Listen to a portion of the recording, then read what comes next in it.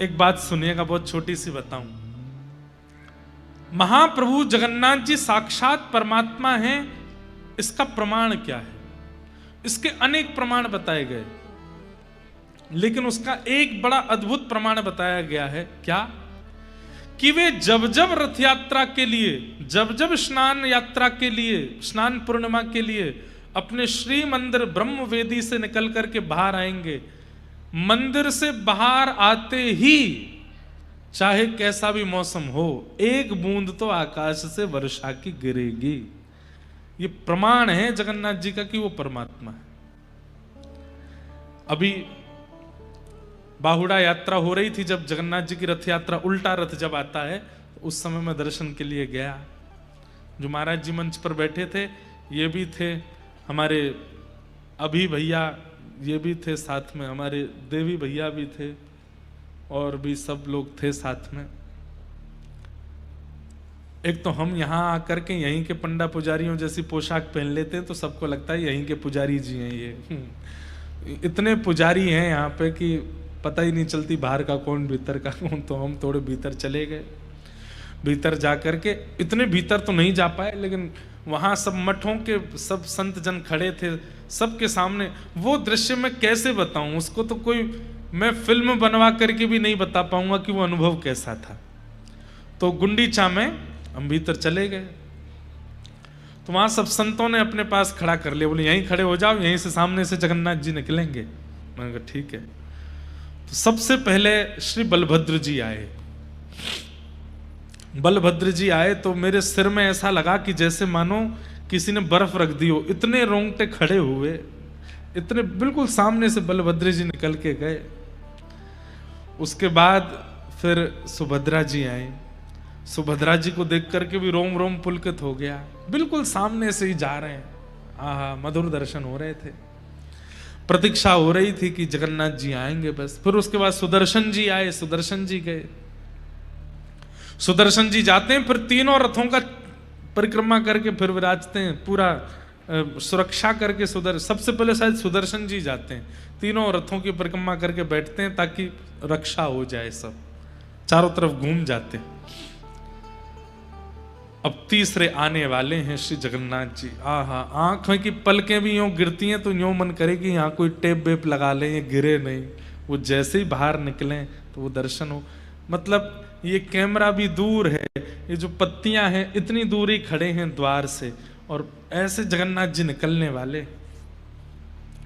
तभी बगल में एक महाराज जी खड़े थे, उनसे बोले आपको पता है महाप्रभु जगन्नाथ जी साक्षात परमात्मा हैं? ये प्रश्न किया गया, ये परमात्मा है, इसका प्रमाण क्या है? तो उसके कई प्रमाण बताए गए, उनमें से एक प्रमाण क्या है? ये जब भी श्री मंदिर से बाहर निकलेंगे और सूर्य की प्रथम किरण में आएंगे तो चाहे एक बूंद गिरे आकाश से गिरेगी। ये इस बात का प्रमाण है कि ये परमात्मा।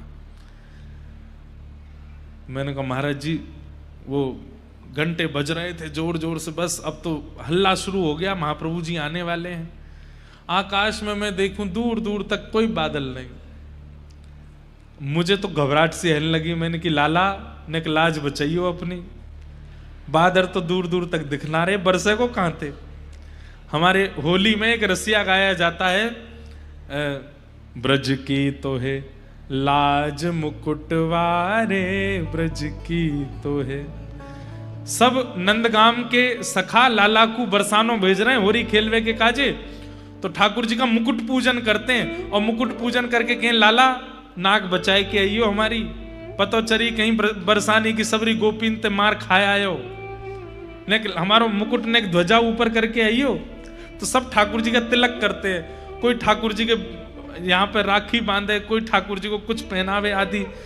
तब ये रसिया गाते हैं, ब्रज की तो है लाज मुकुटवारे, ब्रज की तो है चंदा सूरज तेरो ध्यान धरत है, चंदा सूरज तेरो ध्यान धरत, अरे ध्यान धरे नव लख तारे, ध्यान धरे नव लख तारे, ब्रज की तो है। अरे लाला ये चंद्रमा सूरज तेरो ध्यान करें, सबरे तारे तेरी उपासना करें, केवल ब्रज को ध्यान मत करियो, चंद्रमा सूरज तारे इन सबन की भी लाज रख के आइयो, कहीं बरसाने की गोपिन पिट मत आइयो लाला।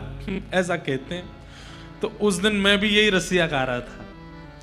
मैंने कि ऊपर तो कोई बादल है नहीं, और ये महाराज जी वो कह रहे कि ठाकुर जी बाहर आएंगे तो बूंद गिरेगी, चाहे एक बूंद गिरे, चाहे नेक बरखा, मंदम मंदम जलधरा। ठाकुर जी के प्राकट्य में लिखा है श्रीमद् भागवत में, जैसे ही देव की मैया के गर्भ से ठाकुर जी प्रकट भये, मंदम मंदम मंदम जलधारा गिरने लगी आकाश से। मन में बार बार उत्साह भी हो, डर भी लगे। जैसे कोई अपनो व्यक्ति किसी प्रतियोगिता में भाग ले तो डर लगता है ना कि हार तो नहीं जाएगा। ऐसी लगे मैंने कि बलभद्र जी गए, सुभद्रा जी गई, सुदर्शन जी गए, लाला अब तेरी बारी है, नेक बरसा तो कर दी हो तो बात सत्य हो जाएगी। और महाराज ऐसे आते हैं महाप्रभु जगन्नाथ, वो क्या बोलते हैं उसको, तितला, क्या कौन सा मुकुट पहनते हैं सिर पे, हैं? तालिया, ताहिया, हाँ वो ताहिया, ये धारण करके महाराज जैसे ही निकल के बाहर आए हैं, यहाँ पुजारी लगे हैं, यहाँ पंडा लगे हैं, दैतापति सब ठाकुर जी को खींचते हुए बाहर ला रहे हैं। और जैसे ही गुंडीचा मंदिर के मुख्य द्वार से महाप्रभु जी जैसे ही बाहर आए, प्रथम दर्शन हुआ, कहां से बादल आए और तुरंत वर्षा वहां गिरने लगी। पूरा फर्श और पूरा मंदिर गीला हो गया। मैं तो बता रहा हूं आपको, उस समय जैसे ही वर्षा हुई, नेत्र आंसू से भर गए।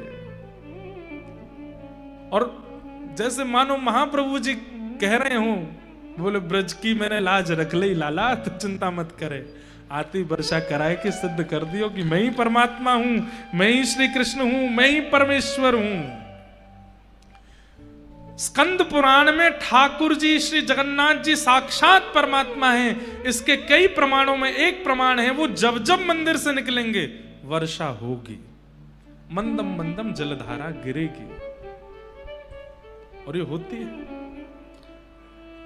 कई बार तो रथ यात्रा में ऐसा देखा गया, पूरी रथ यात्रा की मार्ग में कहीं वर्षा नहीं हो रही, लेकिन जैसे ही ठाकुर जी बाहर आए, केवल ठाकुर जी के ऊपर वर्षा हो रही है, और कहीं गीले ही नहीं हो रहा कोई भी। और ठाकुर जी के लेकर के जितने पंडा पुजारी चल रहे उन पर ही वर्षा हो रही है। कितने प्रमाण ऐसे हैं कि ये साक्षात श्री कृष्ण यहां विराज रहे हैं। राधा रमण जी साक्षात कृष्ण हैं, बिहारी जी साक्षात कृष्ण हैं, प्यारे गिरधर लाल साक्षात कृष्ण हैं, द्वारिकाधीश कृष्ण हैं, जगन्नाथ बद्रीनाथ श्री कृष्ण हैं।